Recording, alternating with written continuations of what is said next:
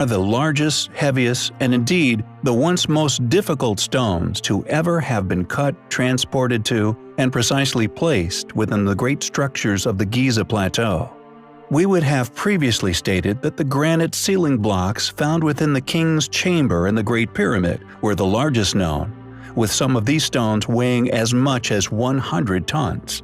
However, it turns out that there exist many other stones upon this mysteriously created plateau, which far exceed the pyramid's inner megaliths. Unsurprisingly, these discoveries are rarely shared academically, or indeed to the many people who pay to visit the Giza Plateau each year. The Valley Temple is but one example of these other, less mentioned, marvelously enormous stones, 8 of which are still present within the structure's ruin, the largest of which still being roughly 3 by 3 by 6 meters in size. Furthermore, the same similarly sized stones can also be found within the Khafre Pyramid Causeway Temple. The structure is also rarely discussed or shared by Egyptologists or archaeologists alike. It seems that academics who fear a loss of funding from particular bodies tend to merely ignore that which they are confronted with, which they simply cannot explain. Again, the same enigmatic megalithic blocks can be found in the Causeway Temple of the Mycerinus Pyramid. One finds the same highly eroded, thus extremely ancient stones. It seems that these huge stones seemingly litter the Giza complex, and amazingly, they are successfully ignored merely due to their controversy. Yet the largest to be found anywhere upon this man-made plateau are to be found hidden in plain sight. Overlooked for many millennia, the still remaining foundation stones, upon which much of the east side of the Khafre Pyramid once stood, were not lifted into place, but were indeed transported to this location and precisely placed into position. These stones are so massive and so perfectly dropped into the surrounding landscape that thousands of people have walked right over them every year without ever realizing what they were standing on. Although the true depth and thus complete scale of the block is currently unknown, if it is of a cubic shape, it would appear to be roughly 3/4 the weight of the pregnant woman of Baalbek. She weighs around 1,001 tons, which would make our foundation stone anywhere from 500 to 750 tons in weight. Clearly, a controversial yet incredible discovery, one which takes our understandings of the sheer undertaking that was Giza are still at an early stage. Nonetheless, such discoveries move us one step closer towards finally understanding just who could have built the Great Pyramid Complex of Egypt. We recently covered the impressive ancient dwellings known as dolmens, which can be found littering most of the European countryside. Enormous ancient structures, which we feel were left by a surviving, less capable branch of an earlier civilization, still possessing advanced knowledge, allowing them to build with such stones. Surviving remnants of the group, we also believe, were responsible for the masterfully constructed ancient ruins which can be found upon the same continents. Additionally, this era within human history was the inspiration for an animated TV show, namely the Flintstones. Curiously, the Flintstones, dubbed the Modern Stone Age family, could easily be mistaken for a lost advanced civilization. Did the makers of the Flintstones know something we are currently unraveling regarding the builders of the Flintstones' homes, namely the dolmens? Or is it all a mere coincidence? Some of these dolmens still possess as yet unexplained evidence which flies in the face of academics worldwide. Sites such as the Dolmen of Menga, found near Malaga in Spain. This massive dolmen, one of the largest megalithic sites in Europe, is a prime example of the unexplained features which defy current explanation. The dolmen is 902 feet long, 20 feet wide, and 115 feet in height. It was built with 32 megaliths, the largest of which weighing over 200 tons. Nearby is another impressive dolmen, known as De Vera, discovered between 1903 and 1905 by brothers Antonio and Jose Vieira of Antiquity. This site also possesses some of the most impressive megaliths to be found in any dolmens anywhere in Europe. Who built these incredible structures? How did they build them? La Roche-à-Feu, in the French department of Ille-et-Vilaine in the Brittany region, was named after a legend claiming that the stones were brought by fairies, this clearly inspired by their inexplicable nature. A name of fairy rock was given to many French dolmens or covered walkways. Regardless of whether our own theory is correct, the still surviving features of many of these ancient dolmens is clearly in direct contradiction with attested theory. Further alternative study is desperately needed of structures we find highly compelling. The Treasury of Atreus, also known as the Tomb of Agamemnon, is an astonishing ancient structure found on the Paganitsa Hill, Mycenae, Greece, which, according to academia, dates back a mere 3,000 years. However, the supposed accomplishments of its bronze-wielding builders is predictably yet to be explained by those who have supposedly accurately dated the structure. Undoubtedly, the most compelling and thus contradictory feature of this build is the lintel. Along with other lesser-known megalithic blocks, which still litter the site, the structure's lintel found within the build is currently known to be the biggest ancient stone lintel in the world. This weight-bearing block, which bridges the door's opening, is still, regardless of clear erosion, an incredible 120 metric tons. An inconceivable weight for our ancestors placed a mere century ago, let alone our well-studied Bronze Age descendants, who are supposed to have been responsible for the quarrying and transportation of this ashlar stone, and then setting this enormous stone aloft more than 2 meters, perfectly placing it atop the structure's main opening. With an interior height of 13.5 meters and a diameter of 14.5 meters, it was the tallest and widest dome in the world for over 1,000 years. The precision involved in the placement of these enormous stones once made the interior of the build appear polished smooth. Furthermore, above its astonishing lintel is another intriguing design feature in the shape of a pyramid, also used within modern-day rafters of house roofs. This opening was incorporated specifically to channel excess weight away from the lintel. This design feature was realized as essential for structural integrity, and was included to prevent the building from collapsing over time. This addition, we feel, could only have been made by members of a civilization who clearly had advanced technical knowledge of load-bearing architectural design, and as such, is indicative of techniques far too advanced for that of our Bronze Age ancestors. This space, which is known as a relieving triangle, is meant to funnel the weight of the structure off the lintel and into the sides, preventing the lintel from cracking due to pressure. Furthermore, there have also long been rumors surrounding the site that it was originally found to have had an interior decorated with pure gold. Do these features sound like the work of our well-studied developing ancestors? Or perhaps surviving work left by an accomplished group who were once part of an advanced, technologically capable civilization? We believe that the evidence found at the structure is simply unexplainable when attributed to a primitive people. As such, it is highly likely that the currently attested opinions in regards to its construction are inaccurate and seemingly conspiratorial. How did an ancient people incorporate such enormous stone blocks into their long-lasting precision builds without the involvement of advanced weightlifting technologies?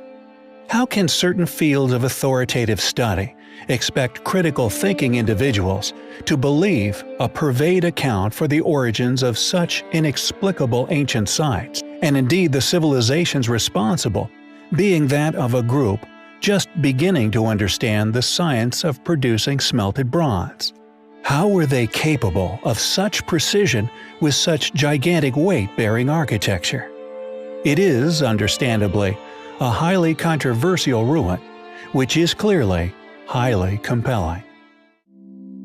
There are many astonishing ancient structures located within India, arguably some of the most intricately detailed structures to be found anywhere on Earth.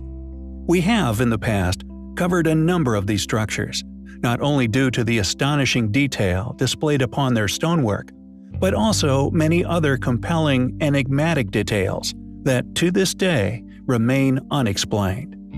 A personal recommendation for an alternative archaeological researcher of Indian ruins is Praveen Mohan over at Phenomenal Travel Videos. Yet, due to the countless ancient anomalies that can be found within India, we rarely step on each other's proverbial feet. For example, during my own personal research, I have not only found that many of the hillside temples, seemingly hewn from the bedrock of Earth, would, even to this day, be incredibly difficult to replicate, if not impossible.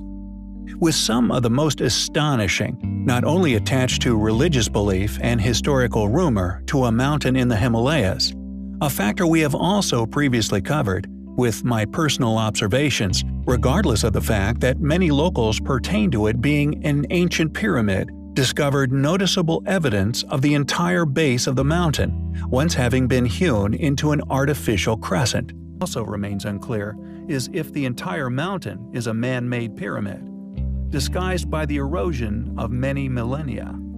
The research team claimed, quote, "The stratum is horizontal with the layers of stone, slightly varying in color. The dividing lines show up clear and distinct, which gives the entire mountain the facade of having been built by giant hands of huge blocks of reddish stone." End quote.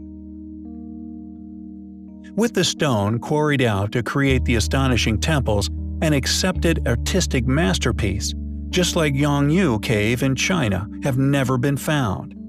Additionally, during my own pursuit for clues as to how, and indeed who, could have created such temples, I have identified signature tool marks in several areas that match that of many other ancient ruins, indeed such as Yangshan Quarry, also in China, providing strong evidence that whoever was responsible for these ruins may have indeed been the same civilization, or, as our Atlantean videos have postulated, were commanded to be constructed by a dominant civilization, sharing such technologies with the native populations, employing them to create such wonders.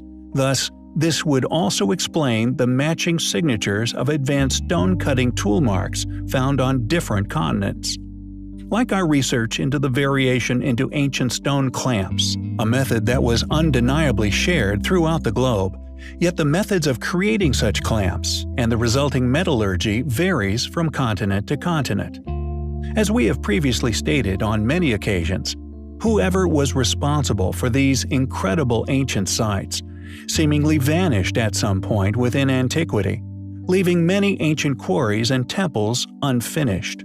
One of the temples that we use to link the tool marks with other sites around the world, Vetivan Koil, one of the precious, abandoned sites that, like so many other ancient advanced ruins that were being built around the world, vitally shows the rough stone-cutting signatures left by an advanced machinery that was once responsible for their initial cutting, this before the refinement of such structures' carvings.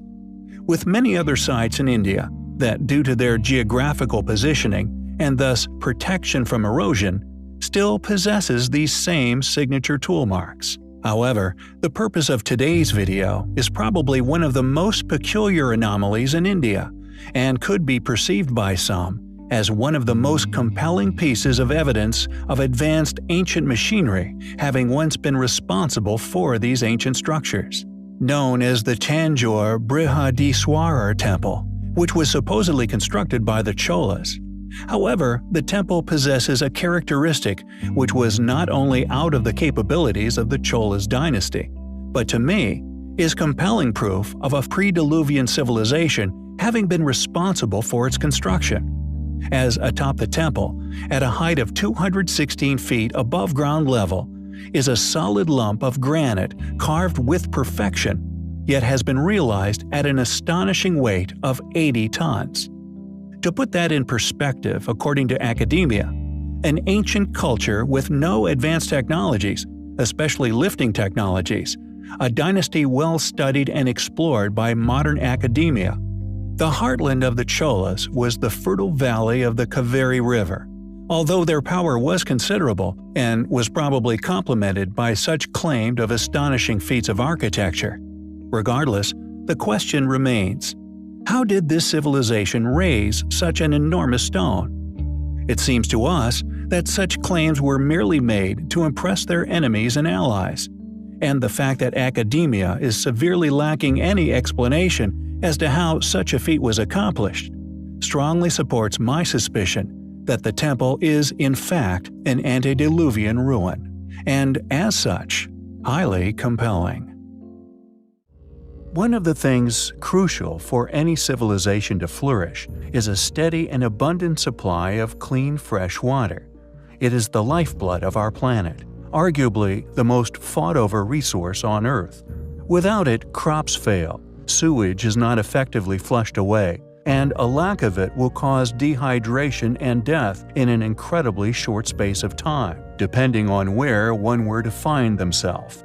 Thus, for our posit of ancient, advanced civilizations, with populations well into the millions, to hold any water, a civilization we believe continues to bestow upon us advanced knowledge, ingenious solutions to the most difficult of problems, such as water manipulation and the irrigation thereof, would be present.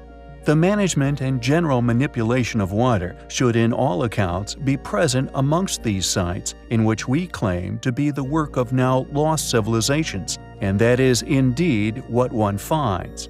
There is endless discussion within peer-reviewed papers and academic circles by regurgitation, seemingly lacking the faculty for critical thinking as they continue to look upon these ingenious ancient solutions for getting water to places that it should simply not be as simply wonderful, all incapable of considering that these people who created these structures, although they did not build skyscrapers, may not have been of a primitive nature, with far less capable tools than modern man. This, again, I might add, a denial continued when one looks upon the size of megalithic blocks moved through these lost ages of antiquity. Yet, I digress. The following ancient water technique is nothing short of astonishing, and the work that must have gone into its construction unimaginable. Not surprisingly, it is an ancient marvel that did not escape the attention of William R. Corliss.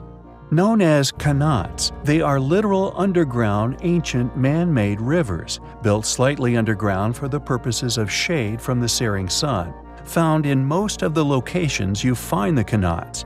This, of course, also minimized evaporation considerably, inevitably allowing the water to travel unimaginably further into dry and inhospitable locations.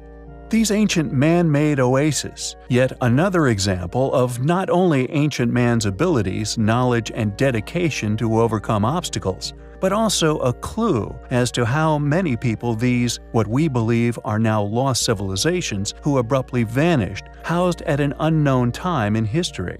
For such enormous volumes of water are only needed for an equally enormous population, possibly once located somewhere nature wouldn't have allowed, yet with their advanced knowledge of irrigation systems, they flourished within. Qanats are yet another incredible remnant left by an advanced civilization, which we undoubtedly find incredibly compelling. We are often confronted with peculiar, seemingly impossible artifacts that will, after some in-depth investigation, leave one with more questions than answers. This, either due to their enormous, often seemingly impossible sizes, megaliths in some locations weighing far over 1,000 tons. Somehow, once used in their construction, sometimes set aloft, proof that not only were these stones hewn but moved and lifted seemingly with ease. But also, alas, the lack of public exposure many said sites are granted, often minimal at best, thus countless examples of advanced ancient technology remain still hidden here upon our planet, As a consequence, many have avoided scrutiny. Details therein which are clearly of a controversial nature are conveniently absent any funded studies of said ruins. We feel ruins of great importance, but due to the strength of evidence one can surmount in support of past, once highly advanced ancient civilizations at said locations, they are largely overlooked and actively avoided by funded archaeologists, academics, and historians alike en masse. Simply ignored, thus preventing awe from what we feel is a birthright, an accurate, warts and all, transparent exploration of the origins of humanity and, in turn, the history of our planet. Allowing one and all to make up their own minds in regard to the origin of said sites, no matter how controversial. This is the exact reason for the channel's creation, and is the driving force behind the 6 books one intends to write, a revolutionary cataloging of once, yet no more, deliberately overlooked or academically dismissed sites, dotted all over the world. For when one explores our content, they will be made aware of a smorgasbord of unique and often inexplicable features which can be found all over Earth. In addition, it is not just the visible feats of ancient stoneworking that are the singular astonishing legacy left by a now lost, once highly advanced ancient civilization. For there are many other feats accomplished in a bygone era.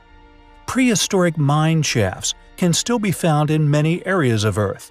Not only are there still existing, seemingly machine-cut, extremely ancient, incredibly deep mine shafts in a number of areas of Earth, including those found within Tel Aviv, are all but one among many relics, all clearly left by a capable group hidden from the world.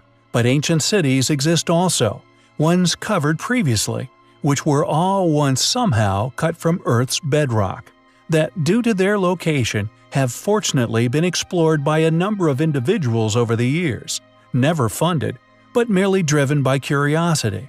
Thus, the true astonishing depth, and indeed the incredible achievement these once were, has all been previously documented. Civilizations that were once capable of not just digging these mines to incredible depths, but were in fact capable of creating entire temples from one gigantic solid stone, cut with such incredible artistic ability and accuracy, they are staggering examples of ancient engineering. In China and Japan, gigantic megaliths left mysteriously abandoned Easter Island, the unfinished obelisk Aswa, Egypt, Yangshan Quarry within China, all abandoned, with Yangshan possessing an almost detached megalith, clearly cut using incredible stone-cutting tools, a block estimated as weighing 16,000 tons when liberated from the bedrock. All these anomalies are but a few examples which support the premise of lost technology, knowledge, and an advanced civilization. It seems that the advanced mines, like those found in Tel Aviv, are but a tip of an archaeological iceberg in regards to the mystifying stone-cutting of a now lost antiquity.